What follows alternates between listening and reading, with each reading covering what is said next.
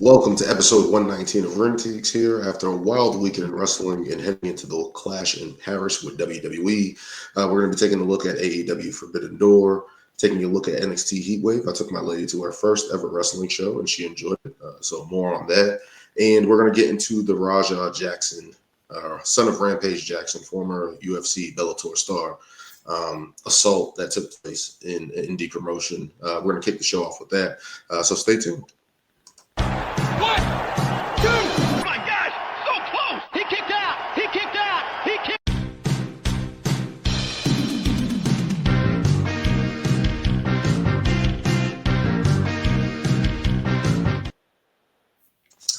Here we are, ladies and gentlemen. Ring Takes episode 119. Wild weekend in wrestling. Clash in Paris picks will be made tonight.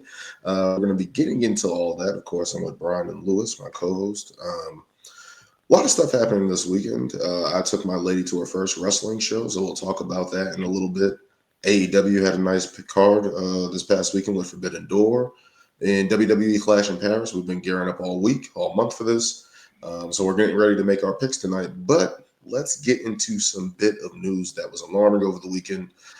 Raja Jackson, son of Rampage Jackson, had an assault take place at an indie show, Knox Pro Wrestling, on Syco Stu, an indie wrestler that was down there, basically knocking him out in the ring and proceeding to punch him to an excess of nearly 20 times, I believe.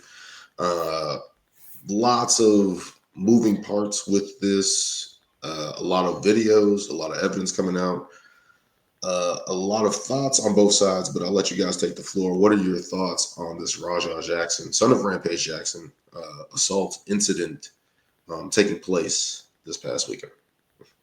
Well, like you defined it, Daniel, it was a fucking assault that we saw on camera. I mean, that's just perfect way to describe it. Now, there have been a lot of reports that are coming out after the fact of what Knox Pro's accountability in it, what was going through Raja Jackson's mind and everything. But I'm just going to reply just straight on the videos that I saw when I came across this. Mm-hmm.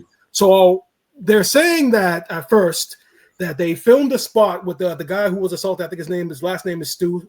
I can't pronounce it. Syco Stu is his name. Syco Stu. So they filmed the spot where he hit Raja Jackson with a beer can. Now I saw that video, and I do think it kind of was a little bit of a stiff shot. I'm not sure if they discussed prior how hard he was going to hit him, but I think that one shot, with the mentality that Raja Jackson has as an MMA fighter, even though it was planned, that kind of just set him off to a point where, okay, there's no point in return. But then the second video I saw, that really kind of kind of set me off, because he literally, Stu literally apologized to him, stuck his hand out and apologized to him for hitting him too hard, and Raja Jackson literally accepted his apology. Now, realistically, that should have been the end of it. Yes. And then this dumbass goes on his Twitch stream or whatever the fucking stream he has, and literally admits on the stream what he's about to do in his spot. Literally admits that he's gonna go off script and literally beat the hell out of this guy. Mm-hmm. Gets into the ring, and I watched the video like 3 or 4 times. Man hit the man with 21 punches, bare fist punches, like he was in an MMA ground and pound, and it was a clear assault. Now, everything that we're hearing from Rampage Jackson afterwards, man, that's just the father just trying to stand up for his son, even though he has stated that he didn't condone what he saw. At the end of the day, he's a dad just trying to stand up for his son. That's why I haven't really been paying so much attention to anything that he's been saying to try to defend him. But it was a fucking assault, and it's unfortunate because now, as a result of that, Knox Pro, that was once a WWE ID affiliate, WWE immediately cut that off the next. Oh, for real? Yeah, no, that's legit. WWE wants no parts of right now. That's why I'm hoping and praying that when I think Syco Stu is doing a lot better right now. I hope and pray he presses charges, because as a result, Knox Pro lost that WWE affiliation, and like I said, we don't know what Raja Jackson's state of mind was. We keep hearing that from Rampage that like he had a concussion and all that stuff. But I'm not buying any of that shit. Like if you felt some type of way after he hit you with the beer can, then as soon as that man stuck his hand out and apologized to you, you shouldn't have not accepted his apology, and then maybe you guys could have settled it like men, face to face, instead of what you ended up doing, which to me was just some sucker shit. And then literally you go on your stream and literally admit that what you're about to do, you're literally admitting to committing assault. So if Stu does press charges, Raja's fucked. Like, because literally all the evidence is literally on camera. It's an unfortunate situation, and I hope it comes out in the days that some of the Knox Pro people did they smarten him up to what was going on, or did they smarten him up and he just ignored it completely. It's just an unfortunate situation. Yeah, so I saw this whole thing out of order. Originally, I hadn't seen the actual assault. I just saw that, someone got attacked. But then I saw the whole handshake thing. So I thought, in my mind, originally when I saw it, I thought he had attacked him and then afterwards apologized. But then I saw the actual order. And first, I want to understand why. First of all, I mean, what I haven't heard is why Raja was actually there and who actually brought him in. Because originally, and like Brian said, like I saw the first spot where like he walks up to the dude and then he stands up towards him. And then honestly, when he hit him with the beer can, it looked like a work where it was just like, it wasn't like a full can that he just smashed on, but it looked like he like went and like it hit, but like, yeah, it like spewed, obviously because it's probably full, but you hear him say, he's like, "Oh, you're not going to sell it?" Yeah. I don't know if, and I think maybe that's where the confusion was, that he was just like, are you just like a backstage person? I'm like, what was set up? What was said? Like that whole like setup just didn't really make sense. Cause I'm like, if this is all being recorded and you're like doing a spot, wouldn't he have known? But then, you know, so it's like I don't really understand in that spot, like where, you know, did he just walk up to this dude and dude was just like, "Oh, what are you doing?" And you know, hits him. Like, what are you doing? You know, so I understand that sense because I've heard other people say, I'm like, oh, you know, this is kind of like that old school mentality with like the hazing and like if you're a young guy and you ask questions or whatever, you know, these veterans are gonna whip your ass. You need to shut up and do as you're told, blah, blah, blah, blah. So who knows what the actual scenario, but the fact that he did apologize. And like Brian said, come on now, there's a grown man literally apologizing, like, "Hey, I'm sorry." And you accepted it. Now, I don't know if this is just like youth culture now or just a fact of being young. They just like, "Oh, yeah, no, I'll take your apology, but fuck that. I'm gonna get you back." Yeah. But in the manner that he did this, it's downright, it's crazy because it's just like what is going through your mind that you're just like, all right, I'm gonna get you back. I'm gonna hit you, but I'm gonna viciously maul you. And I'm sorry, it'd be one thing if it was like 2 or 3 shots, but this man kept going and going and going. 21 bare knuckle punches. 21. That's how that goes. 21. And I get it that the other wrestlers in the match probably didn't like understand what the hell was going on. Like, nobody did. They didn't want to start getting cracked, I guess. But I'm sorry, I would have tackled him as yeah. I get it. He's probably strong as hell, you know, young, practices MMA, but it's just like, but you guys gotta. It's still just not explained. First of all, what he was doing there, what was the intent of him even being there, you know, and the fact that he just goes off and does this shit, it's just like, I don't know. I see both sides, but at the end of the day, it's just like he went off and went way too far. So it was a rampage. No question, it was a rampage. No pun intended. So from my understanding, I saw the assault first. And then I saw the handshake. And then I saw the beginning video when he got hit over the barricade. So I saw a completely reverse order when I found the videos. Allegedly, from what I've seen that was supposed to be planned with the beer can and stuff like that. So they had planned to do that. If he was upset at the guy hitting him over the head with the bear can and you guys didn't agree to it or whatever the case may be, Maybe he didn't expect it. That's probably the time to assault him, right? To put hands on him. Like, yo, you hit me over the head with a can. If he would have hit him right there and then, nobody probably would have had an issue with this whole thing. Yeah. So that's where I stand on it. If he would have attacked him right there, I would have been like, hey, man, you're fucking with a guy that's a UFC fighter. You didn't tell him that you were going to hit him over the head. XYZ. Boom. Okay. But then the apology came out, and I'm sitting there and I'm like, okay, the apology happened. It's nipped in the bud. All right. If you at that point in time, he should have been allowed to leave. If he was going to leave, say fuck the spot. Hey, you got your apology. It's out the way.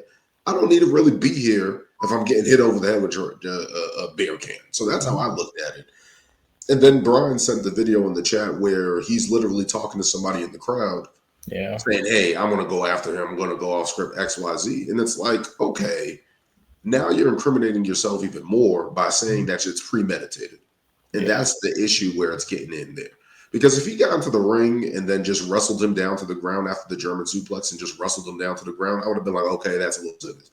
But to sit there and tee off on a guy 21 times, even in a UFC fight, that guy's knocked out after 3 punches. You're not going to that's another thing. Yeah. I see. So I'm like, you went a little haywire off of that shit. Yeah. And then I saw a video after the fact of him saying, hey, I'm going to stand up for myself, XYZ, and da-da-da-da-da. Yeah. It's like you already accepted this man's apology on camera.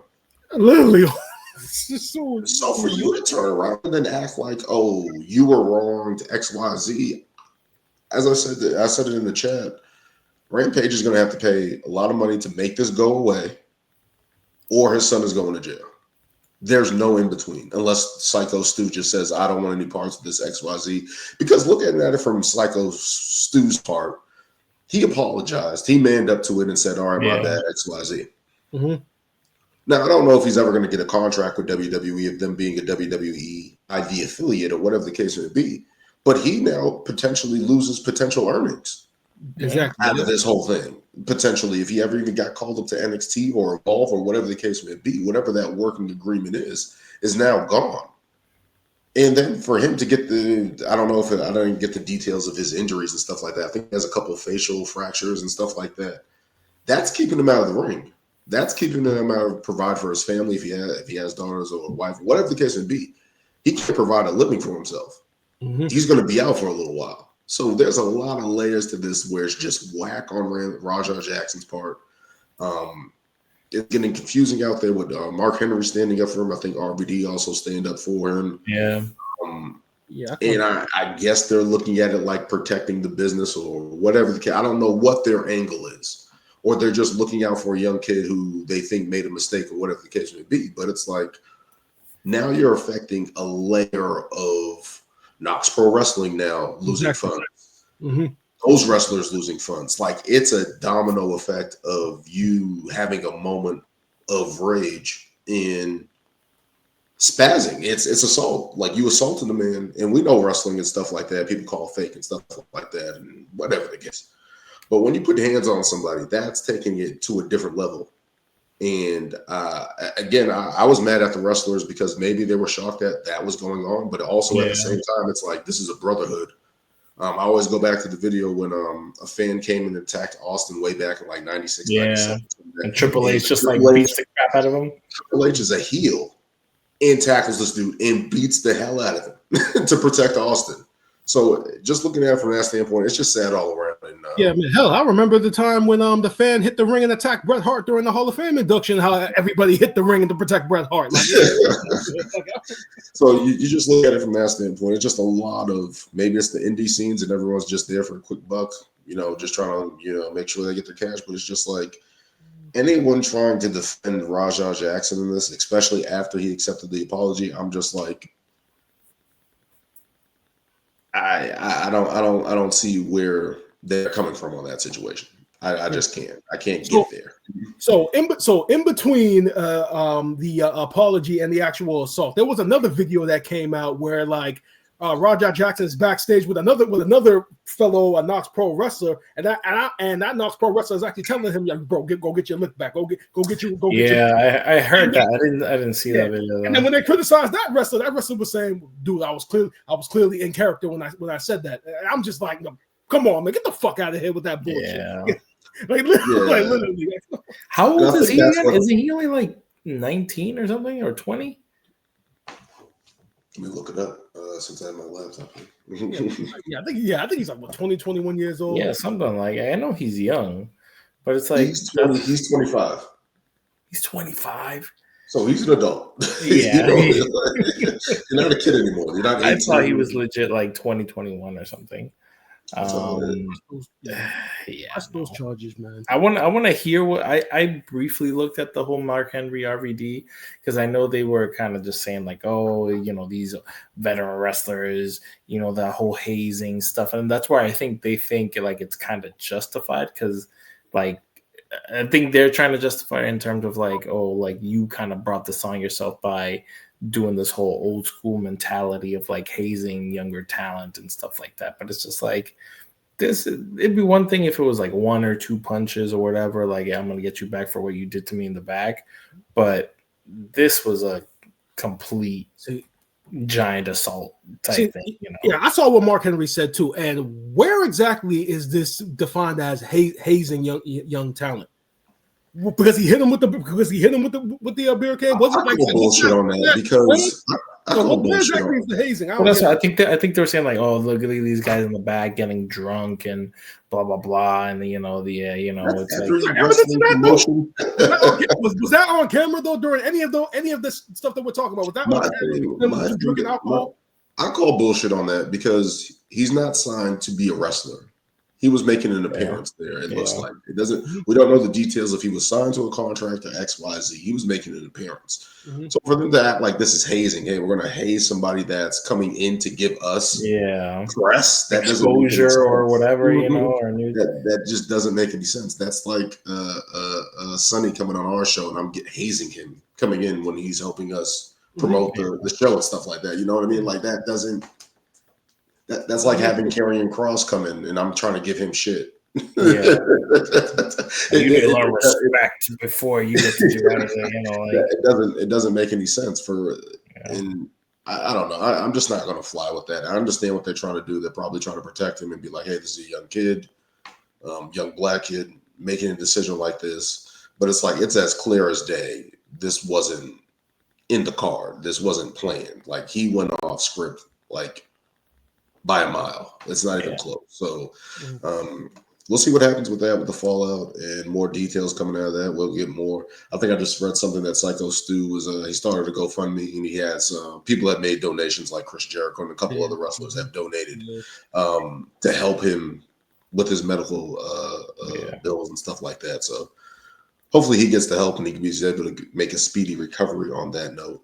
But Rajah Jackson, man, we'll see what happens, man. Just make better decisions, whatever you do going forward, man. Because that was a bad one. Like I said, if you still had a problem and you didn't respect the man for hitting you with the beer can, you just reject his apology, and then you guys could have settled it like men right then and there. If there really was still a problem, don't shake the man's hand and then reluctantly decide, oh, I'm gonna fuck him up when my spot comes. That's pussy shit to me. I'm sorry. It's just whack. Ultimately, it's whack, and that's the bad thing about it. So we'll see what happens with the fallout of that. We'll be following that, of course, moving forward.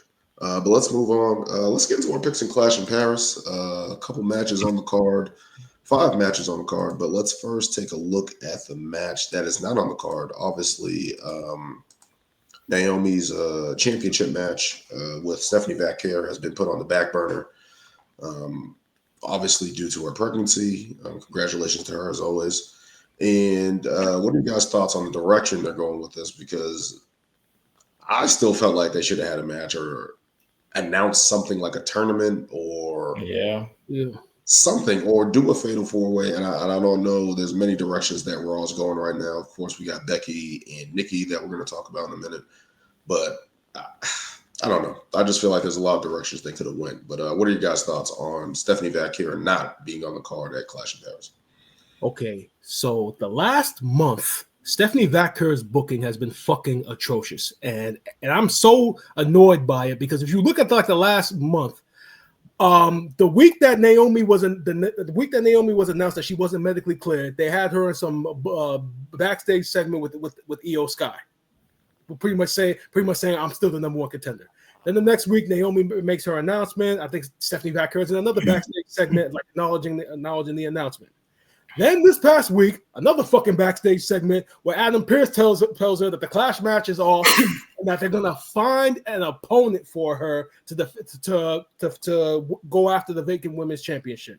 Now that to me is just complete bullshit. I mean, when we talk about illogical booking, I know sometimes you fans talk about AEW with their illogical shit, which we're gonna get into with Forbidden Door because all that shit that happened at the end, we'll get into that. But to me, when the championship becomes vacant, that means to me that everybody should be automatically become a contender. I don't understand why you can't just like Daniel said, have a tournament. You can have another battle royal. And I know they're thinking was probably we just did one at Evolution. Well, like as your tickets say when you go to a WWE event, card is subject to change. Your world champion is about to start a family, so that means you have to change. That means you have to change your booking. So why would you not have another battle royal? This time you can include maybe women from AAA, get more women from TNA. And make it into something that way they're earning the opportunity as opposed to just finding an. How about this? They're putting Io in this tag team with Rhea Ripley to face the Kabuki Warriors. Yep. How about you just make a fatal 4-way to determine the number one contender? No, that storyline's too important, Dan. We can't do that. First of all, we had Kairi saying that she's back to go after championships. Mm-hmm. Asuka's back, who should be obviously be in the title picture. Rhea Ripley's looking to get her title back. Fucking Io wants her title back. Why aren't they competing to go after the title? and it's not only that booking decision. Now going back to Stephanie Vacker, like I said, 3 straight weeks, 3 straight backstage promo segments. She is going into this world title match cold as fuck. Like we've always talked about her, she's beautiful, she's a badass, and she puts on banger matches in the ring. Mm-hmm. And within the whole month, we have not seen her in the ring since Evolution, I think. But yeah, you guys want to waste all this time with this bullshit ass Penta versus New Day feud that nobody gives two fucks about. Which I'm hoping it leads to fucking Penta reuniting with the Phoenix. But it doesn't look that way because they just paired up Phoenix and Andrade on SmackDown.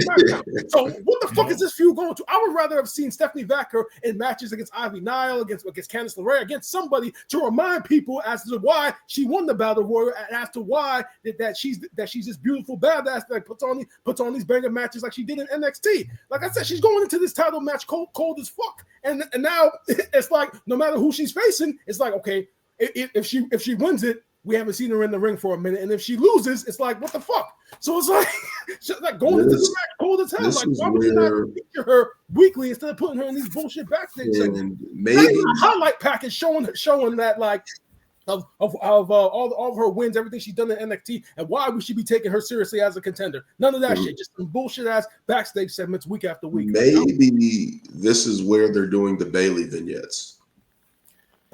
Maybe that's the opponent. Maybe that's what they're angling at. But it's like, how are they going to present if that's the angle they're going for? Because they've been showing these more than Stephanie Vacker. They've been showing these weekly vignettes of Bayley going through these thoughts in her head in XYZ. And it's like, is she going to be a heel again? Is she transforming back to the hugger? We don't know what this is. Maybe that's the angle they're going for. But it's like, I don't know what they're doing. I definitely don't think it should be Bayley, because if Bayley comes back and she's a heel, she cannot lose off rip. Like, I'm sorry, you can't do that to her. Now, same sentiment. I don't know what the hell, like, and I think I was saying in the chat too, like, as much as I'm not really a fan of Julia right now, even though, I mean, I know she's good, but same thing. It's like you bring these people up from NXT, you highlight them for a hot second, and then they just disappear. Fade into the back. You have someone who's a number one contender. You have someone who's the US champ, and they're just kind of like forgotten until like what they're doing. And once a champion. Like, you have one. They're shitting the bed with that as well, because they're trying to have her be backup for Tiffany Stratton, and it's like, what are you doing? Yeah. Like, and is Mia Chin like the only female on SmackDown that competes in the mid card? Because like literally, like seriously, I'm asking a serious question. Like, is she the only female? Because first she was chasing Chelsea Green. Julia. Yeah, funny enough, because Zelina Vega's on Raw. No, Zelina Vega's on SmackDown. She's on SmackDown. I thought she went over after she lost, didn't she? No, I think she's still on SmackDown. Just that we haven't seen her because she lost the rematch. I think. I thought after she lost to Chelsea Green, didn't she pop up on Raw saying that she wanted to go after like the IC title or something like that? I don't recall that she did that, but I think like she had her rematch against Julia, lost, and we haven't seen her since. And they were alluding to maybe a character change with her, but we haven't seen her since Evolution. That battle, I think. I'm trying to think who else is in the mid card. Yeah, Ivy Nile, Zelina. Oh yeah, Ivy Nile's on Raw again. Lyra Valkyria, Lyra. Yeah, Michin, B-Fab. Chelsea Green, I guess. That's pretty much it. Again, this is my one. I know we're getting off on a tangent before getting to the picks here, but this is the issue. Why did they take the title off of Chelsea Green for the United States title? She was making that title relevant. She has the group. I went to NXT Heatwave. She is over as ever, even in NXT. Why did they take that away from her when that's her best gimmick? And then Ethan Page turned the title into the Canadian national title, or whatever the case is, whatever he's calling it. Mm-hmm. Why not have Chelsea Green with the United States title and then turn her Canadian and add to the gimmick? Why did they not do that? I do not understand it. Yeah, bro. I guarantee you they're kicking themselves in the ass for not keeping that title. Yeah. On her. But it just doesn't make any sense. But it sucks that like the reason for that was the whole Zelina Vega thing, and it's like, really, that's what you had to like. At least when you were doing that, you should have at least followed up with it, you know. But then they had her lose the title. Yeah. As soon as she got it, so it's like, okay, what was the point of that? To give her a title? What was the point? I don't know. But Stephanie Vaquer, obviously, you know, when there's a title match on the table and it goes away, she's kind of suffering at the moment, and it's like, I don't know. They can be better. I don't know what they're doing thought wise and how they're going about it, but she should be on the card. I think they should have found a replacement. There's ample enough time to make something happen if something was going to happen. Even if the match happened at Clash in Paris, have it end in DQ if you didn't want to decide a champion, and then decide what you're going to do from there. Like, I mean, like I said, I'm guessing that their thinking was, well, if we're not going to have the title match, let's just crown a new women's champion at WrestlePalooza, our first show on the ESPN. Make it big, make it mean something. But still, it doesn't take away from Stephanie Vaquer's booking for the last month. The fact that she hasn't had a match at Evolution is fucking atrocious. Like I said, one of her strengths is how great that she is in the ring. I mean, for God's sakes, I mean, Booker T got her one move over to the point where now every time that she does it, the crowd is chanting the same shit that he chants, and we haven't seen that in a month. Like, come on, what are we doing? I don't know, but it's unfortunate that Stephanie Vaquer is not getting that opportunity. But let's move into some other title matches that are happening on Clash in Paris. And maybe that's what I'm feeling about Clash in Paris. Maybe they nerf this one. Is this the last one with Peacock? It is. It is. So I think maybe that has a part to play with it, with the card and how they're doing something, how they're displaying it. And maybe setting up the big matches for WrestlePalooza, where it's called literally WrestlePalooza. So we'll see what happens with that card going forward. But let's get into the Women's United Intercontinental title match, Becky Lynch versus Nikki Bella. These women have been going back and forth since Nikki Bella's return. A lot of war of words between these two. What do you guys make of this matchup, and who do you guys have coming out on top? Lewis, you can go first. The man. Yeah, I don't know. I'm not too excited for this matchup just because it was just kind of thrown in as a replacement for the women's championship match. Yeah. It'll probably be a good match. I mean, Nikki has been looking good since she's came back. I don't know. I think just like the promo she cut against Becky, it's like I don't know, the way she like tries to like take shots. I don't know. It just doesn't come off very like authentic to me a little bit. I don't know. Maybe Not a baby face. because she's a Hall of Fame. Exactly. Yeah, it probably would be better if she's a heel. But again, this is a situation we're in. I mean, I will give it to her. She's been great in the ring. I don't know. I don't know what she needs to kind of, I guess, get that fire or get something going for her. But maybe I think that's what they're trying to do. Needs. You know what she needs. Bree mode. Now he calls. She needs her sister. That's what she needs. But yeah, I've actually been liking, even though it's kind of similar to what she's been doing before. And I'm sorry, I do not like Becky's new music. I do. I love the song. I need to like actually hear it, but it was playing towards the end and I didn't really like it. But I do like that she's this character that's kind of like, you know, like I'm the victim, I'm the one, you know, being attacked here, and I'm just defending myself, you know, whatever. Like she's just like, I don't do anything. Like, you know, kind of like a whole narcissist thing. Yeah, so I think this is a character that's been working pretty well for her.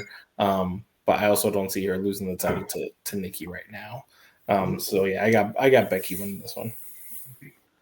Yeah, I also have Becky winning this one, and I mean that promo that Nikki Bella cut on Raw has me looking like a fucking idiot because I was the one that was kind of supporting bringing her back in from a business standpoint, and from a business standpoint, I still agree. And from the business standpoint, I still agree with bringing her back, but they really miscasted her, bro. She has never been a babyface. Her best work has always been as a heel, and her, like you said, Lewis, her delivery on her promos was fucking horrible. I mean, for God's sake, saying stuff like "you're another C word, a coward," like all that shit. Yeah. When you should just stop. You're another C word. And like I said, her delivery was never a strong point. Yeah, and it never was. It was like I said, it was a horribly cut promo. And Daniel, you yourself, you've been very critical of Becky's promo work for her entire career. So obviously, if she's the better of the two, that says a lot about the program moving forward when you think about it. So I really hope that this match is the end all be all, and that we don't one off. I hope it kicks off the show one off, and then we don't have to see Nikki Bella again. Maybe did business. I go Becky Lynch. Devil's advocate. I'm going Becky Lynch too, but devil's advocate. They did say Lyra can challenge for the title until that belt is off of Becky Lynch. Is this a way to get Lyra back in the title picture? Maybe heel up against Nikki Bella, get the title, or not even heel, or maybe this is a way to put the title back on her and get her right back in the right spot where she needs to be. You don't think Lyra's ready to start challenging for the world title? Skill-wise, yes. I would love, let me say this, I would love to see Stephanie Vaquer versus Lyra. I would love to see that. I think everyone would love to see that. Yeah. But I don't know if they're going to go in that direction. Again, two baby faces, I don't see a problem with that going up for a title, especially that's the world title, but still. They've been tremendous since they've been on the call up. Both of them, I wouldn't mind seeing that. But as for this match, I think it's going to be Becky Lynch just because it's like I don't see Nikki Bella getting the title. Maybe this is to put a feather in her cap. Yeah. You know, and maybe this is her last run or whatever the case may be. Put a feather in her cap. Give her a title that's not interrupting the world title proceedings. Maybe that's the angle, but I'm going to safely say Becky Lynch retains. Let's keep moving on here to a Donnybrook fight. Donnybrook match. Between Sheamus and Rusev. They've been feuding ever since Rusev's return to the main roster, WWE. These guys been bowling shoe ugly, going back and forth, battling each other, fighting backstage. Who do you guys have in this one? in this Donnybrook match. Thank fucking God, Rusev finally got a PLE match. That's what I'm more impressed about. Like you said, these guys have been feuding since Rusev came back on the Raw after Mania. That was back. Well, that was April, right? We in late August. We in late August now. It took 4 fucking months for Rusev to get on a PLE after they brought him back. Thank fucking God. And obviously, I'm picking him. Obviously, him and Sheamus have great chemistry. Their 2 previous matches, that hard hitting style that both of them implement. They're both both very good, very good powerhouses in that manner. Like I said, I'm glad Rusev is finally on the PLE. Hopefully he gets the win. It's definitely going to be a very hard hitting. They're probably going to fight through the crowd. And I really hope that we see traits of that Redeemer that we saw in AEW, which in my opinion was Rusev's best work. So going Rusev. Yeah, same. Rusev needs to win, but this has also been a story we've gone many times on people who need wins and don't get them. But I hope that this win, I hope if he gets the win, this leads to either going after a title, like get this man up. I've always been a huge Rusev fan. He's great. He has great character work. Him and Sheamus they've been putting out great matches, and they have that, like Brian said, those that hard hitting style that they work very well together. So it's definitely gonna be a crazy match. Looking forward to it. A little part of me says that because of the type of match, Sheamus could win, but who knows? Maybe somebody could come out and actually help Rusev. Maybe we get a little CJ Perry action coming back. But yeah, I hope Rusev wins, and then this leads to climbing up that ladder, whether it's for either the IC title or even the main title. But main title seems kind of iffy right now. But IC title, could be a crazy way for him to become a bigger star, because you got Dom's red hot, but maybe once he gets past AJ, but that's also 2 heels ago, so maybe not, but we'll see. I mean, Dominic Mysterio is a babyface, but that's not. That's another discussion for another day. Triple A, yeah, go to Rusev. He needs it, and maybe it's a curse that we keep saying a person needs a win, right? But Sheamus, unless he's going for the Intercontinental title to get that world, the Grand Slam championship underneath his belt, if that's the road they're going, maybe that's where they should go. But Rusev needs a win. He's been dominant. He's the fresher, younger face out of the 2. Give him the win. Give this match 15 minutes. Let these guys beat the hell out of each other. Put on a banger. And Sheamus has gone overseas and has put on great matches. So let's continue that trend. And even a loss in this one, he's not in his hometown. He's going to be in Paris. So I think it's fair that he catches the L here and Rusev gets a win here, a much needed win. I think it will serve him pretty well going forward, whatever direction they go in with that. If it's a feud with LA Knight or a feud with AJ or whatever the case may be, something needs to happen with him, and he needs a win because he's just been squashing people. He's been in these matches with Sheamus where it's not really decisive. So we'll see what happens with that.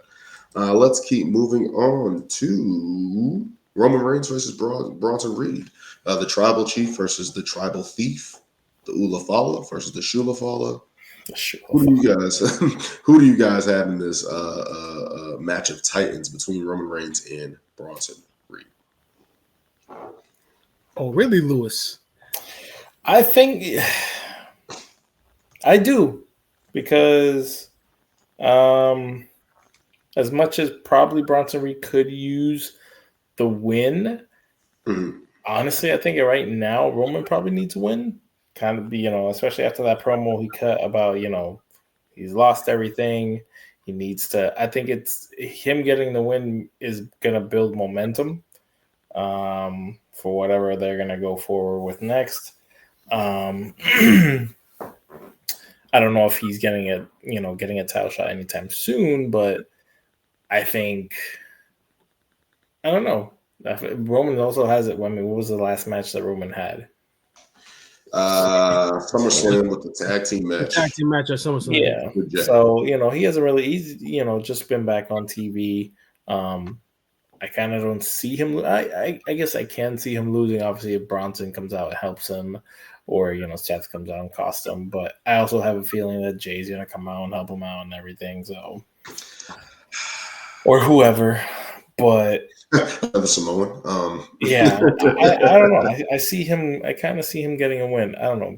Bronson, I feel, is at a point where he's in this group and can take losses, but he's not going away anywhere. Obviously, because he's a part of this group. So, that's his status right now as the lackey. And plus, he's been taking all of Roman's shoes. You really think he's gonna get the third pair of shoe or Roman's custom whatever wrestling shoe that just got from Nike? I don't think so. This was a tough one for me because you're looking at the circumstances and the fact that we talked about WrestlePalooza, their first show on the ESPN app. It would make common sense that Roman Reigns is on that show, but I just feel like I said, this feud with Roman Reigns against the Vision, this isn't ending anytime soon. I mean, like I said, this is going all the way to War Games, honestly, in November. Mm-hmm. They're gonna keep going back and forth. That's why I feel like Bronson Reed is gonna come out on top. You might even have an angle where like Bronson Reed takes out Roman Reigns, like he wins the match, and then does similar to what he did to Seth Rollins to take Roman Reigns out of the equation. Well, I mean, they're really trying to build Bronson Reed as a legitimate threat. So, and I love what they're doing with the whole taking the sneakers and everything. So because of that, because this feud is going to continue to progress, I just think Bronson Reed's going to come out on top. I'm going to be side with Brian on this one. Bronson Reed, we keep talking about people who need wins. This guy, we all remember what he did last year, the previous year, against Seth Rollins and having that impact and stuff like that. He has the numbers game on his side with Braun. I think Braun can come out and help him, whatever the case may be. But it's like the match that I thought they were supposed to get at SummerSlam, where I thought Braun and Bronson should have won. Bronson should win this one. Roman's not going to lose any steam or any mystique losing to Bronson Reed, especially if it's by a heelish way and cheating and stuff like that. I understand what you're saying, Lewis, with terms of Roman keeping him hot for WrestlePalooza and keep going forward and stuff like that. Like, you want to keep him hot, especially going into the biggest show for ESPN, opening their app and stuff like that, and just going forward. But I think Bronson needs a win. I think in order for this heel team to work, you need to make every section of it look strong going forward. So whenever the eventual break-off is, or whatever the case may be they're doing with these guys, everyone has credibility. And Bronson had credibility for taking out Seth. Give him some credibility for beating Roman. And him just egging that on. Like, yo, I beat Roman. Like, we're a top-notch group in terms of division. You got Braun Breaker that's about to do some great things. Seth is the champion, and I think that's the direction they should go with these guys. Eventually just getting all these titles. I think that's what they should be doing going forward. And I feel like this is the start of it. It should be the start of it. So I'm going to go Bronson Reed. Let's keep moving on to John Cena versus Logan Paul. I don't know what to say about this match. Obviously, this is an attraction match. They've been going after war words again. Logan taking out John Cena last week with a punch. I don't know what much to make of this. Who do you guys have in this one? Daniel, there really isn't much to make. Yeah. Well, there's only two things I'm gonna say in regards to this match. I'm gonna keep it short and quick. One, John Cena this past Friday on SmackDown sold this match perfectly with that promo that he cut on Logan Paul. Mm-hmm. I'm not sure if it's because of the international audience kind of added to it. Obviously, overseas fans are the best fans. But that promo that he cut, especially when he knocked over the Prime bottle display, pretty much coming at him saying who Logan Paul is and all that stuff. Mm. That promo sold the match perfectly. Two, this is obvious. This match is a smoke screen for the eventual return again of Brock Lesnar. Like, as soon as we found out last week that they announced WrestlePalooza in Indiana, and they announced that John Cena was going to be in the main event, and it was going to be on ESPN. First thing that came to everybody's mind is, oh, he's going to face Brock Lesnar. It makes too much sense. John Cena versus Brock Lesnar main evented on the ESPN app for the first event. It makes too much sense. It writes itself. So, and Daniel, you have also been a person that's been saying for the longest time about Logan Paul not winning any big matches to the point because you're trying to build him up. He's always losing big matches. Mm-hmm. Perfect way to set him straight is having a victory over John Cena thanks to Brock Lesnar. But it still will be a victory moving forward. So Yeah. Logan Paul is winning this match. Really?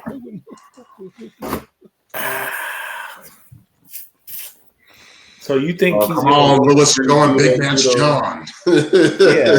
So you think he's gonna lose due to Brock coming out? Yes, that's exactly what I think is going to happen. I don't know why I don't see Brock coming out of Clash for some reason. I don't know why. WrestlePalooza, yes. Clash, I don't. I mean, I just don't want them to waste Brock Lesnar. If he's going to come out after the match again, it's like he needs to cost John Cena something.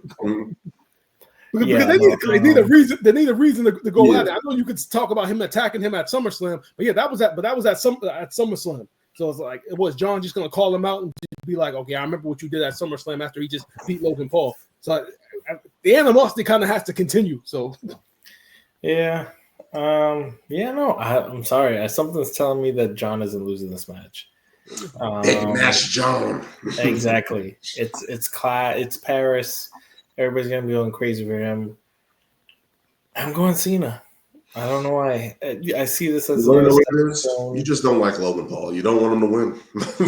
That's what it is. No, I don't. But no, I just don't see him beating Cena.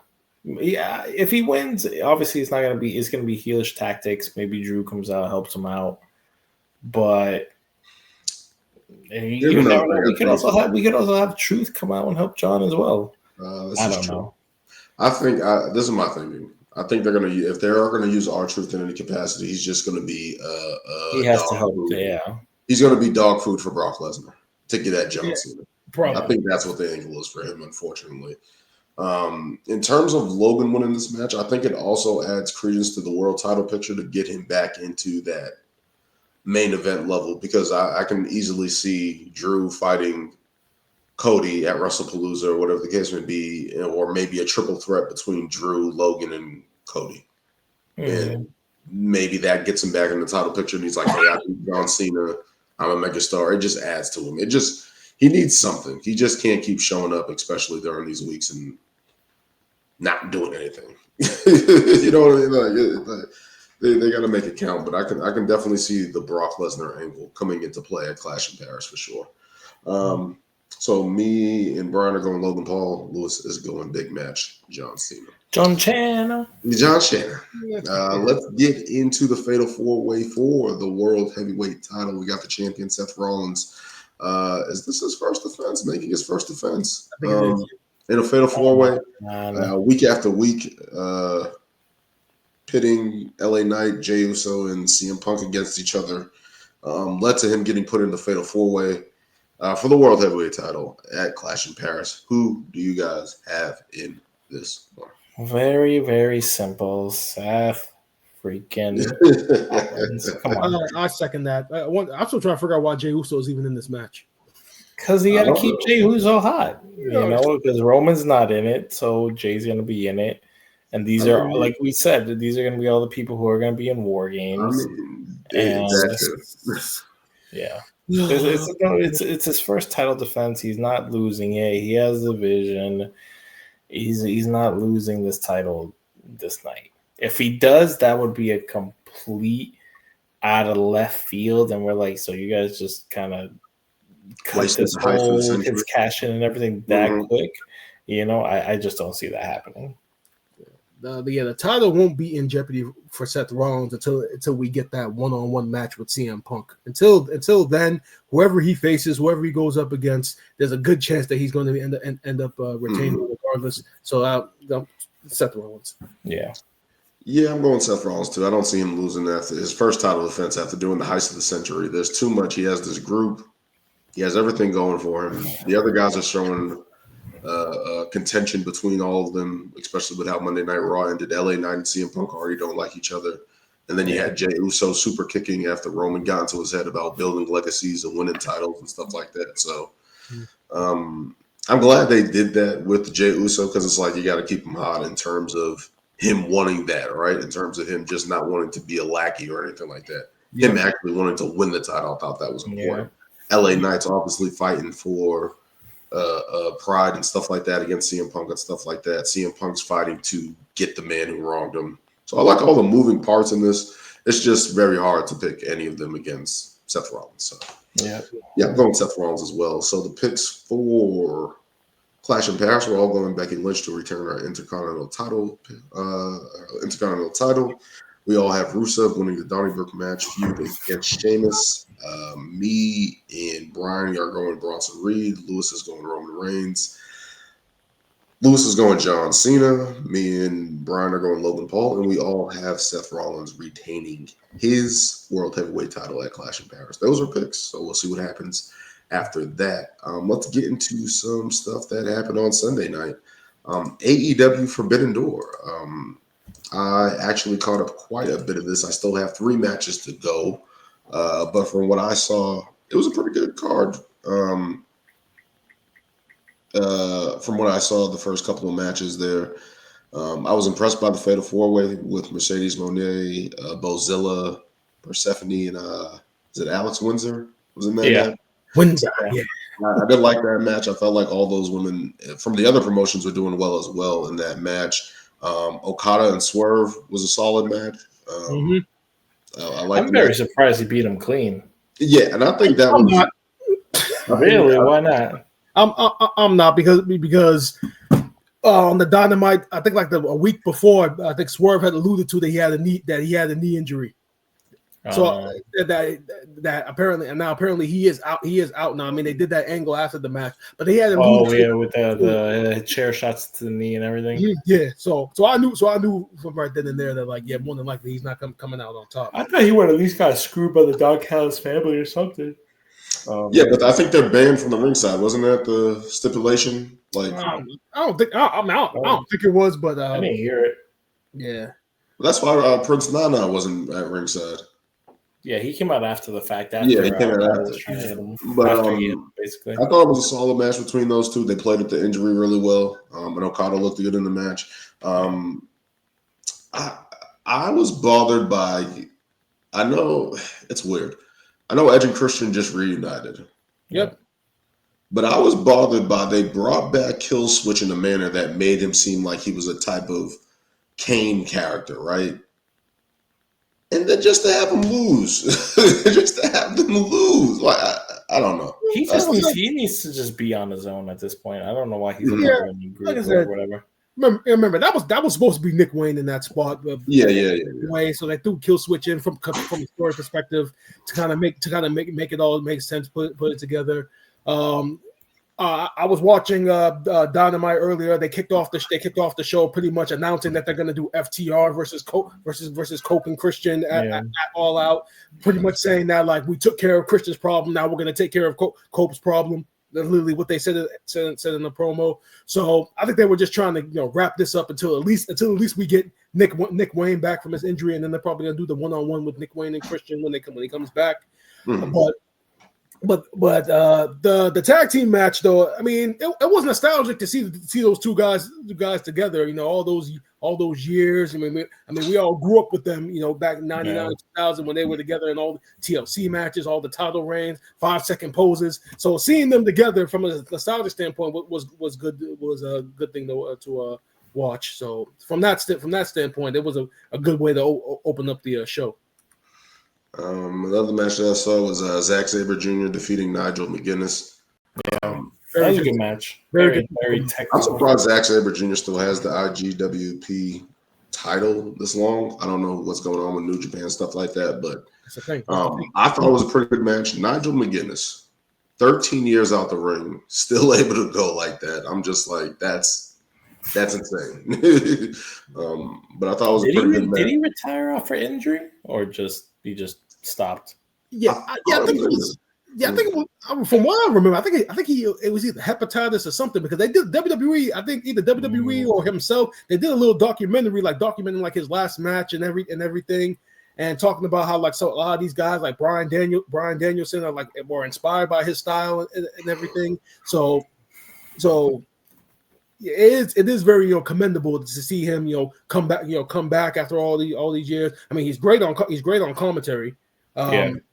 I mean, he literally carries the Collision broadcast. So to see him in the ring, putting on a great technical match, it's very good. And Daniel, like you said about Zack Sabre Jr., I honestly think New Japan has nobody to beat him because literally I think it's Zack Sabre Jr. and then there's everybody else as far as New Japan is concerned right now. So what happened to them? They used to have everybody. AEW ready the fuck out of their roster. That's what happened. Like, goddamn, I'm like, that's what happened. There's literally nobody in New Japan for him to go after. I don't know. Well, is it what's his face? Konosuke Takeshita going after the title, right? Yeah. So he won the G1 Climax, which is funny because I think Tony Khan had remember how I talked about last week how it seems like on this Forbidden Door there wasn't a lot of like crossover between like yeah.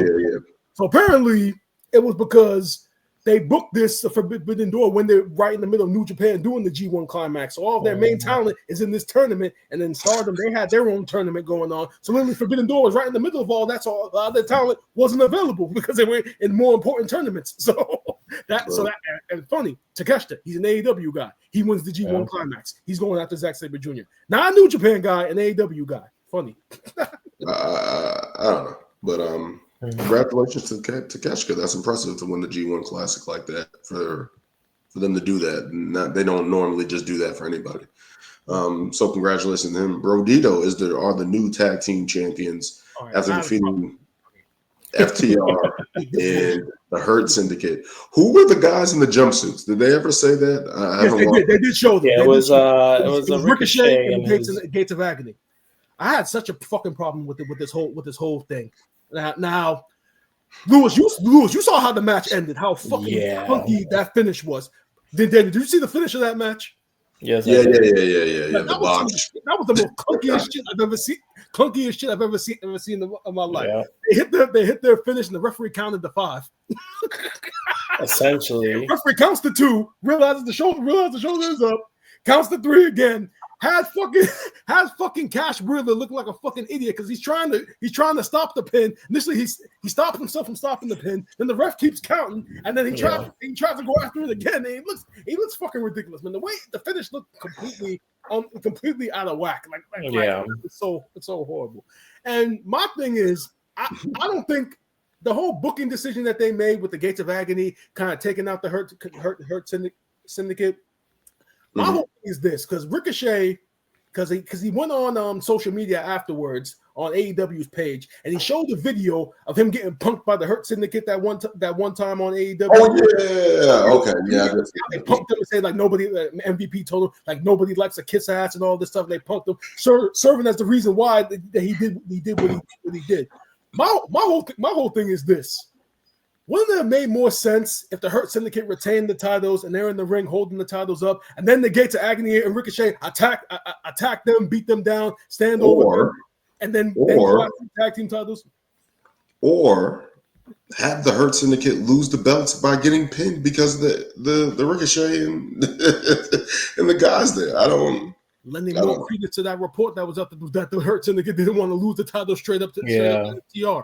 Well, which is like, who cares? But at the end of the day, I just feel as though if you're really trying to push the Gates of Agony and you want them to be like legitimate contenders, it would have made more sense for the Hurt Syndicate to retain and then to have the Gates of Agony's attack. Then you can have the Gates of Agony versus the Hurt Syndicate for the tag team titles, and then give Ricochet even more of a reason to screw with them. Then you could take the tag team titles from them and put them on your guys as opposed to just costing them the tag team titles. I just feel that was the better direction to go in. Although I will give them credit that they did kind of do a long-term booking decision by going back to what happened with Ricochet and the Hurt Syndicate. That was kind of smart. I'll give them that credit. I guess. We got Kyle Fletcher. I don't want to butcher this guy's name. You don't need to, because that was just a good match. Move on. Yeah. Let me talk about it. That was just another solid good match from New Japan. I did not catch the last 3 matches, so I'll let you guys take it over if you guys caught it. Storm defeated Athena to retain her women's title What did you guys think about that? So this was the match where I was very surprised because even like if you watch that whole match, Athena's like in control majority of the time. They kind of alluded, they kind of like, oh, like Tony's been like working a lot and maybe she suffered injury, blah blah blah. But I was also very surprised that Athena lost clean. I wasn't, over here thinking that she would be the one to dethrone Tony, but there were some spots I was like, oh yeah, this could happen. She's got the look, the character, and everything, but at the same time, it's like, I don't know. Yeah, for her, yeah. Go ahead. I'm sorry, Lewis. But yeah, I mean, I'm still a huge Tony Storm fan. This match, she was kind of getting, they kind of. Did she hurt herself elbow dropping the ring in her promo? Is that where the injury took place, or? I don't know. I just know she came back towards the end, got the pin and everything. So, but I'm a huge Tony Storm fan. I think she's the best thing AEW has going on right now. Yeah, I just don't see.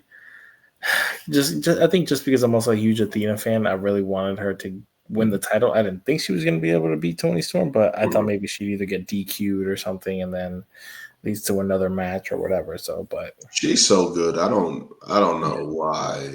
I guess it's the schedule, or maybe WWE just did it wrong. But it's just like. Okay, I'm gonna say a couple of things. It's gonna be in regards to AEW's women's division. So first off, the match was very, very good, but I didn't like the finish of her tapping out Athena, because what you're pretty much saying now is that Athena's that whole forever reign. I think Athena's been women's champion for like 2 or 3 years, or forever, how long it is. But what you're pretty much saying is that there's levels to this shit, and her being Ring of Honor Women's Champion doesn't mean a goddamn thing. Or Tyler Ray doesn't mean a damn thing. Because I actually thought Athena was going to come out on top. Because I felt like she's been champion for Ring of Honor for over 2 or 3 years. You kind of want to legitimize Athena. Then you could put the title on her by her beating Tony Storm, have her showing up on Ring of Honor with the AEW World title, women's title.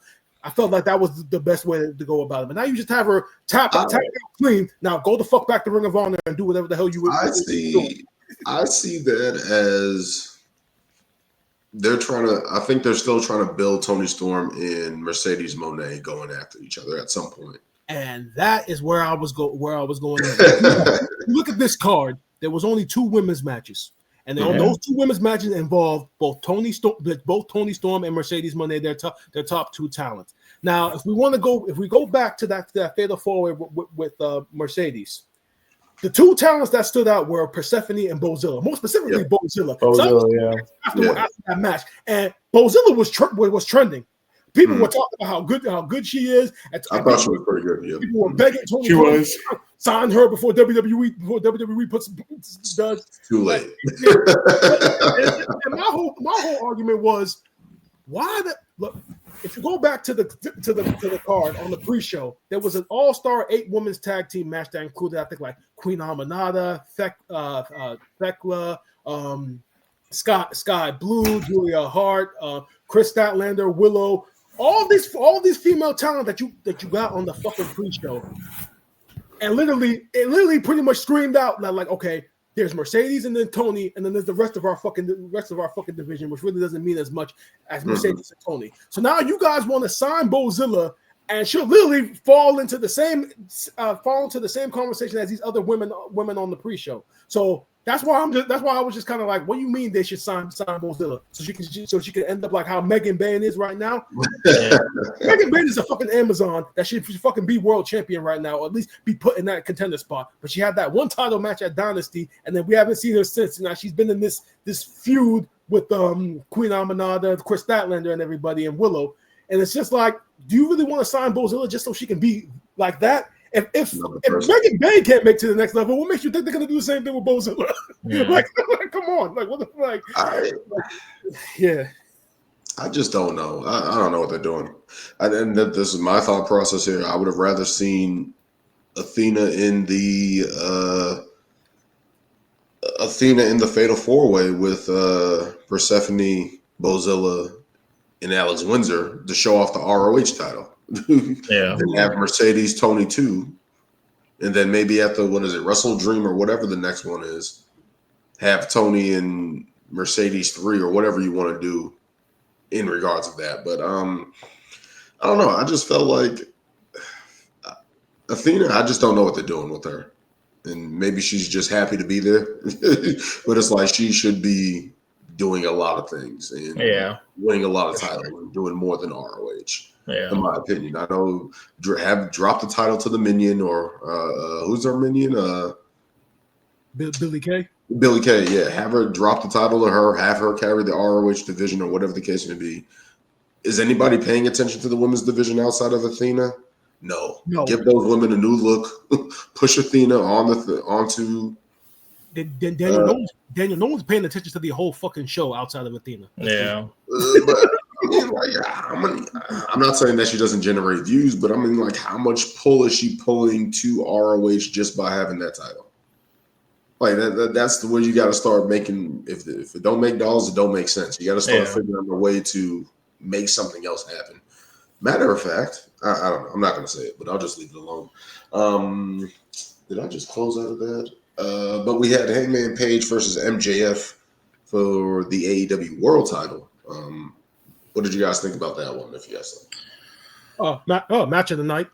Yeah, that match stole the show. Even though there was a lot of little booking confusion at the very end with the referee counting to 3, and not really. I don't like those spots.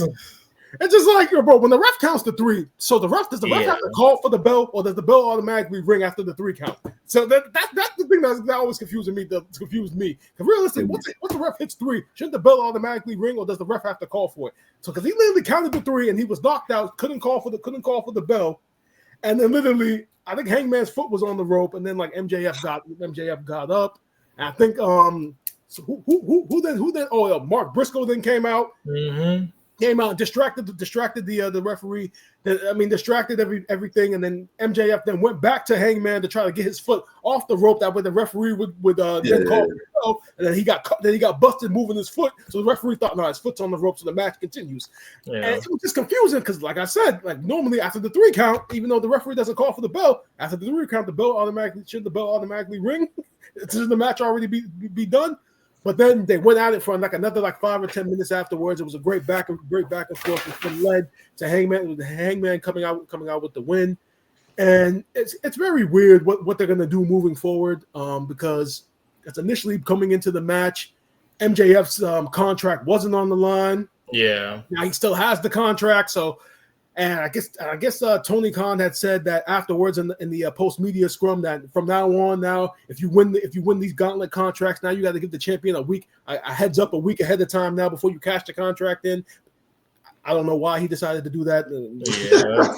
Yeah, probably trying not to be like Money in the Bank anymore. I don't know. So we can only imagine what they're going to do moving forward. But that was the match of the night between those two. It was a good match. That's something you should go back and watch again. Yeah. I'm definitely going to watch those last 2 matches. But I guess we have to talk about it. The Lights Out Steel Cage match.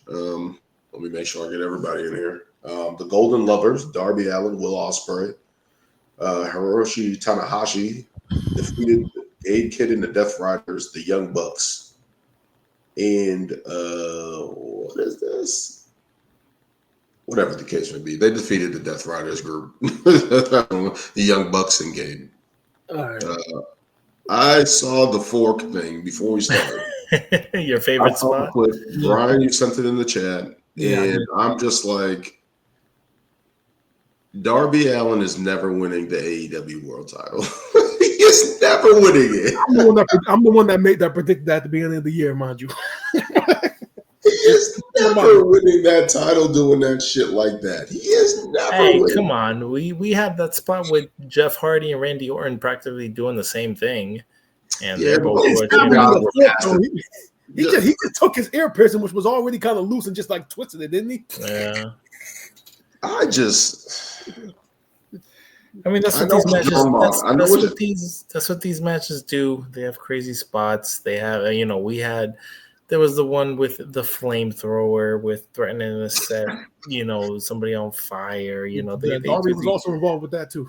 Yeah, exactly. And then John Moxley with the skewers in his forehead. Like, they're gonna do outlandish things in these matches, and it's gonna it generates attention, and that's essentially what they did. But overall, the match was good.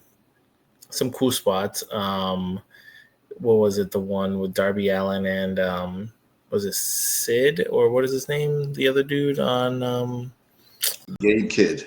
Gabe Kidd. They had a crazy kind of landing on top of those ladders. You mean the tables set up on the outside? Yeah. The only person that I was getting a little annoyed, but I'm like, I get it, is his age. He's been doing it forever. Was Tanahashi.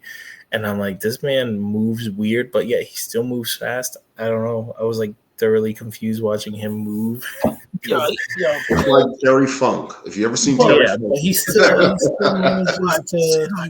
manages to pull off whatever moves he's trying to do. So, but watching Tanahashi actually like pains me inside. Like just watching him move. Yeah, he looks like I literally just wanted to scream out like, dude, it's done. It's over, man. You can step to the side now. Like, okay, like you mentioned Terry Funk, Daniel.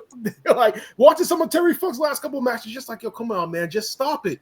Like, all right, you have a legacy. You're a legend in Japan. You don't need to be doing shit like this anymore, man. It's over. It's done. Just step to the side now, man. Just watching him, it's just painful. And especially in that type of match, I can't imagine how it was. I'm gonna probably watch it tomorrow, but it's just like, you don't need to be in a cage match at this stage. And I know those type of matches, they let the weapons and stuff like that carry the match, and you can kind of work around it. But it's just like him at that age, the way he moves, I'm just like, I don't think you need to be doing that anymore. Yeah.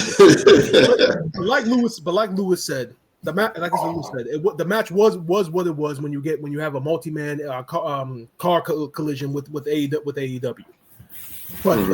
But the very fucking end. How the show ended. Now, Daniel, like I said, I was hoping that you had watched this. So let me just try to break it down to you how the fuck this shit happened. So you have Will Ospreay. Now on Dynamite, Ospreay had in this promo had alluded to him gonna take time off because he had the neck issue. It's going as far as to say that, like, I have the neck issue, I haven't been cleared, but it's unsanctioned, so who gives a shit? So he's already been alluding that, like, after this match, he's gonna take some time away. So the match ends. Babyfaces come out on top. So Tanahashi, Darby, and the Golden Lovers, they leave the ring, leave Ospreay in the ring. Obviously, because they're in London and that's his hometown. Crowd is cheering for him because they know that, like, okay, he's gonna step away for a while and get his neck surgery. Crowd is cheering for him. They play his music. Then here comes fucking Moxley and Claudio attacking this man from behind. I think like Moxley hit him with like three DDTs. Wheeler Yuta is outside, crushing his neck and everything. Crushing his neck and everything. Wheeler Yuta is outside with a kendo stick because by this time all the four babyfaces have already left the ring and left the cage. So Wheeler Yuta is literally outside of the cage with a kendo stick with Gabe Kidd. They got kendo sticks holding these guys off from entering the fucking cage. And this is where the stupidity comes in. Wait. Yeah. So 2 guys with kendo sticks are stopping 4 baby faces from getting in the ring. Getting back into the cage. Yes. Meanwhile, on the other side of the cage, here's Marina Shafir climbing the cage to get into the ring and pretty much help out with the assault or to help out holding these guys off.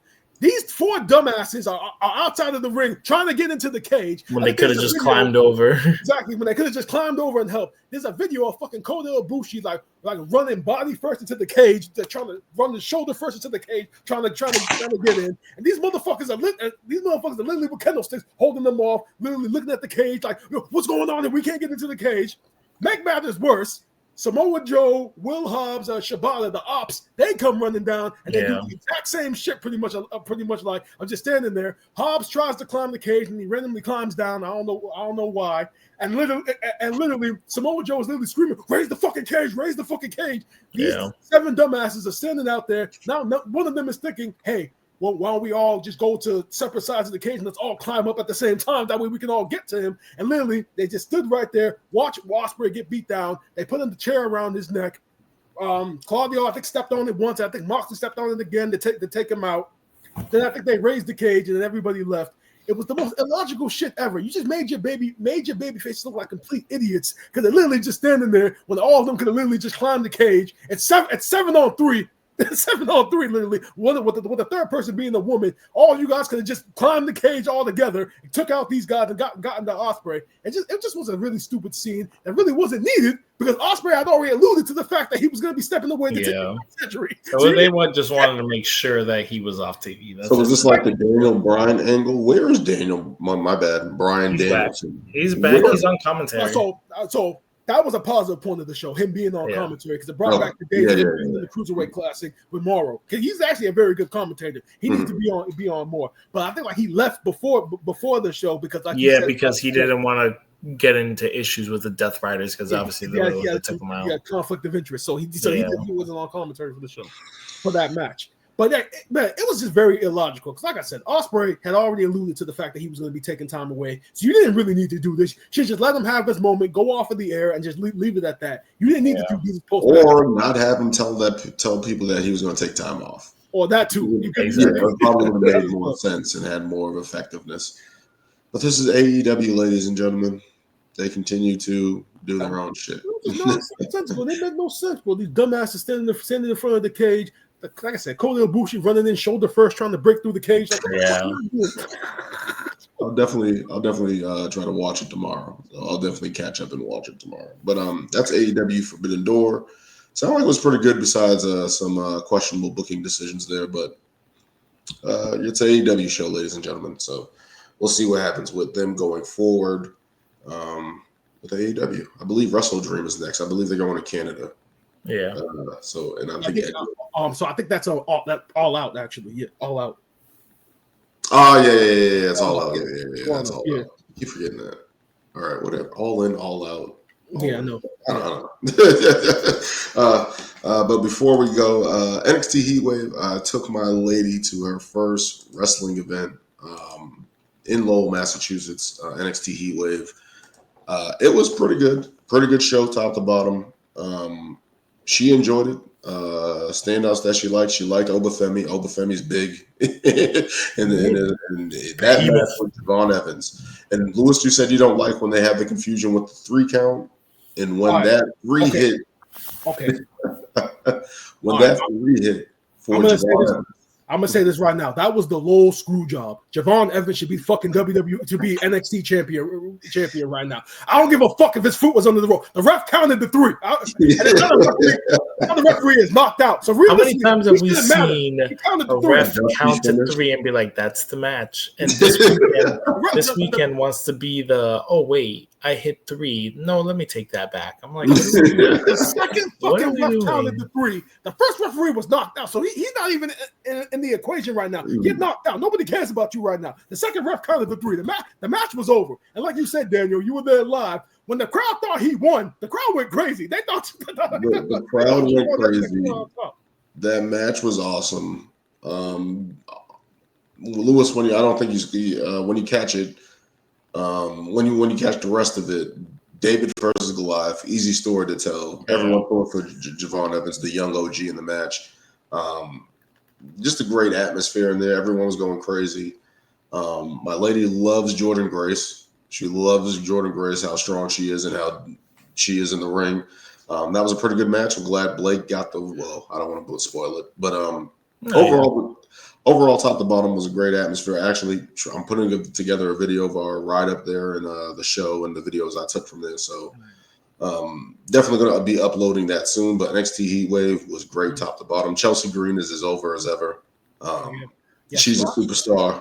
I don't know what WWE is doing. Yeah, so I got a couple of things to say about this show. Number one, Javon Evans and Obafemi, they have such great chemistry. Like you saw in the triple threat match that they had to stand and deliver with Trick Williams. They have such great chemistry. I really hope that they run that match back at least one more time. They have to. The way it ended, they have to go back to it one more time. Number two, this match card, it kind of further enforces my point about the NXT men's division, because when you look at the card, there were 3 women's matches, and then there was the mixed tag team match, including women, and then you had the tag team title match, and then you had Javon and Oba. NXT women's division is carrying their brand right now. The fact that you had 3 women's matches that were Like literally, their women are what's carrying them right now. Jada Parker, Kalani Jordan, Lola Vice, great match to open it up.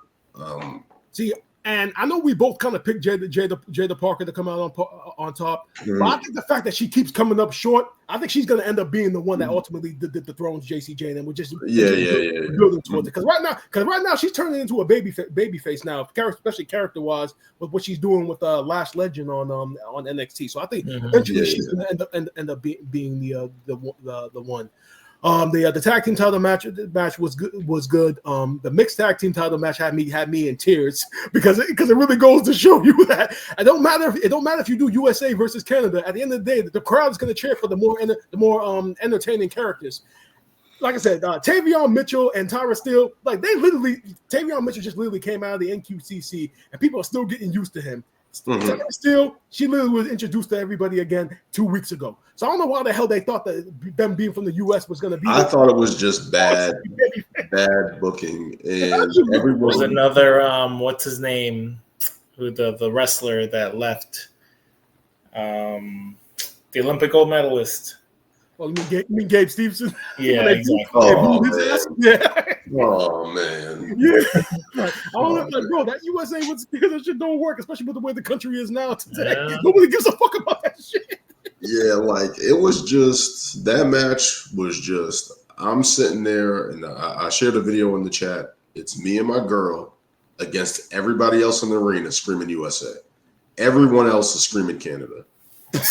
Everybody else is screaming Canada, and that's all because of Chelsea Green and Ethan Page. Like they're over right now. People love them. They love what they do, especially Chelsea Green. The Hank and Tank match had a lot of energy with Dark Slade. I'm still getting used to that group. Like I'm just like, okay. I don't like that Dark Slade group. I don't like it. They needed to win though. They needed to win. Yeah, they do, but I don't know. They need to hone in who their characters are. I mean, they need a leader. Yeah, exactly. They need a de facto leader, standout leader. Yeah, that dude, what's it, Saquon Sugars? He's the only interesting part of that group. That dude, because he's the only one that shows character. He's the only one that shows character. Exactly. He's the only one that makes that group interesting. That guy. He wrestled on TNA, right? He was on TNA, I believe. I think he was. But I think he had a match on TNA. Yeah, he's literally the only one. But another thing that I thought was funny about the show, Lewis. Remember last week when you were talking about the PLE schedule and how it seems as though they're booking PLEs every 2 or 3 weeks. Literally on that show, they announced three dates for NXT. I think next week it's going to be Homecoming. They're going to be at Full Sail. Then I think they announced Halloween Havoc in October. Yep. And I think they announced another PLE. No Mercy. No Mercy, which is coming up. And then when you factor in all the other PLEs like WrestlePalooza coming up on the 20th, and then you got fucking Crown Jewel coming up in October, and then November you got War Games. It's just like, damn, literally you're gonna have like a PLE every two weeks between NXT and the main roster. Literally, they're not listening. They just put everything out there, and then on top of it, you got Saturday Night's Main Event, which is gonna be coming up another event. Was it? Did NXT used to do like the takeovers? Like it wasn't monthly; it was like every 4 months or something like that. They did a takeover. Like that. Yeah, something like, or if they were monthly, it literally was like the stories literally built. And I mean, WWE used to be like that too. I feel like pay-per-views used to be like every 2 months or something like that. Something like that, like a month and a half or whatever. Like build like. Make the weekly episodes mean something. You want to know what happened? The brand split used to provide that time. Mm-hmm. That's what it was. The brand split that was actually working with Raw and SmackDown every other month alternating gave them that time to breathe and do that. And there's enough content and stuff like that right now where I think they need to probably go back and explore that, but they're not going to. And just one last thing on that show that irritated the hell out of me. It was a backstage segment where fucking Ava announced that the WWE Speed Championships are coming to NXT. Why? Why? We don't need any more fucking titles. Like, bro, like, come on. If we're gonna criticize AEW for the amount of titles, we need to do the same shit with WWE. Those speed titles are absolutely fucking worthless. It's not even on X anymore, so why? It's not exactly. You want to know why? Because nobody gave a fuck about it. That's why. I literally was in the crowd. I'd rather have the cruiserweight title back. Exactly. Me too. Yeah, I was literally in the crowd, and somebody behind us was like, "What is the X title? The speed title? What is that?" Yeah, And I literally had to explain to them, it used to be performed on X with 3-minute matches. It's no longer existing, so they're bringing the titles to NXT, and it's like, why are they doing that? Yeah. And Why don't since Sol Ruka is the champion already, just have her combine the North American title with the speed title and retire the speed title. We do not need it. You guys remember who the men's speed champion is? Wait. Not Dragon Lee. It was No. Wait. It's El Grande Americano. Not Chad Gable, the Ludwig Kaiser version. That guy. He's the speed champion. oh man. So again, and in an industry where time is like the most important thing as far as wrestlers, 3-minute matches, 5-minute matches. Yeah. Come on now, like. And that was another thing I said. I was like, this is stupid because I'm already sick of the Heritage Cup. I don't care for the Heritage Cup. Yeah, I don't. You're now adding the speed titles. It's like we don't need NXT to become AEW. We don't need NXT to have all these things. And I understand that they look at it and make it seem like it's unique and stuff like that. I hate the Heritage Cup. I hate the speed titles. You finally give the women a North American title. Keep it like that. Yeah, that's all you need. Just keep it like that. It's simple. I do want them to bring back the NXT women's tag titles because it seems like the NXT women outside of the title picture just don't know what they're doing. There's a lot of like Tatum Paxley and Izzy Dame and all these other women and stuff like that. You got Sol Ruka and Zarya teaming up. A lot of NXT stuff, man. But NXT Heatwave was great. Lewis, you're still watching it, so you're gonna enjoy the Obafemi Javon Evans match. You're definitely gonna enjoy that. There was a dude in the Scooby-Doo costume. I don't know if you saw him yet on the telecast, but I think I saw. There was a dude in a Scooby-Doo costume and a dude dressed like Shaggy, and we saw them after the show, and I'm just like, what the hell is going on? That was cool. Oh, you'll definitely see him at the end of the match, but it's just like most random stuff. But again, as I said, when you go to these wrestling shows, my lady had a good time. She enjoyed it. I'm gonna try to upload a video. Hopefully, it doesn't get copyright infringement with all the footage I have. But looking at it, as I said, going to those shows, the kids make the best. Like, oh yeah, they're the best at the shows. Like the kids are just sitting there. Like there was 3 kids in the front of us. They all had belts. They were all cheering for Chelsea Green and stuff like that. And they were mad when Javon Evans lost and stuff. And it was just like, the kids make those shows. So that's always the good thing about going in person and seeing the kids have fun. So that was fun. Yeah. Anything else? I'm trying to think of anything else. The Jake Hager interview, I still have to watch that. I know he took a lot of shots at a lot of people. And I had some thoughts on him saying a hat can get over. Maybe I'll get into that one day. But I don't know. Chris Van Vliet, not everybody deserves an interview. That's actually been the one sentiment on X in regards to that interview. I'm like, yeah, they all say that, like, yeah, Chris, you cool and all, but this is the one interview that you didn't have to. You didn't have to give him a microphone, not him. It's good something. Like Roxanne Perez's interview was okay. Like you can tell she's still getting used to being on camera and stuff like that. But it was cool to hear her story and stuff like that. But Jake Hager, it's like you're a washout in WWE. You're a washout in WWE. You're a washout in AEW. And it's weird because I listen to Maven and I'm like, okay, I'd rather listen to Maven who had a cup of coffee in WWE. He's way more. I don't like Maven. I don't know why. I don't know. I feel like he just wants to be relevant, but I don't know. I also haven't really given him a chance. So I don't know. I got to see what he's actually talking about. I don't know. But I'm just saying Jake Hager, I'm like, I wasn't looking to listen to him. So, But shit, this is episode 119 of Ring Takes. continue to join us. I'm going to try to upload a video of me and my lady going to NXT Heatwave. Trying to think of anything else. Brian, did you have an announcement to make, or are you? Yes. After a month, due to the birth of my second child, but I kind of put Brian versus the Dirt Sheets on the back burner. But episode 8 is going to be coming back next week. And with the month that I missed out, there was plenty of Dirt Sheet news and bullshit I bookmarked in my phone that I'm gonna address on this show. More specifically, I'm even gonna give you guys a preview right now. I'm gonna attack the Brock Lesnar coming back at SummerSlam because apparently afterwards everybody seems to have knew ahead of time that he was coming, but yet no one predicted. There's only one person who predicted it. This guy. Jump on After like 10 times. Let's go. Hey. Like I said, measure 10 times, cut once, Lewis. Yeah, I guess eventually it'll hit, right? No, Brian, are you going to do it like the list like Chris Jericho when he was in WCW? There's a whole bunch of stories and a whole bunch of bullshit that just needs to be called out. Like I said, Brock Lesnar is going to be the main topic, but definitely looking forward to getting back into that,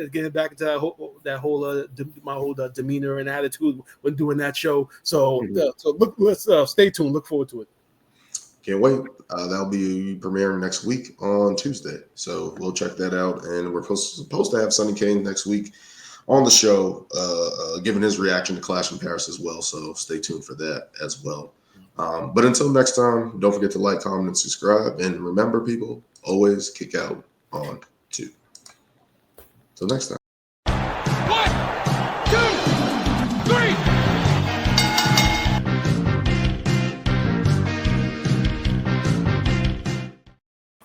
All right.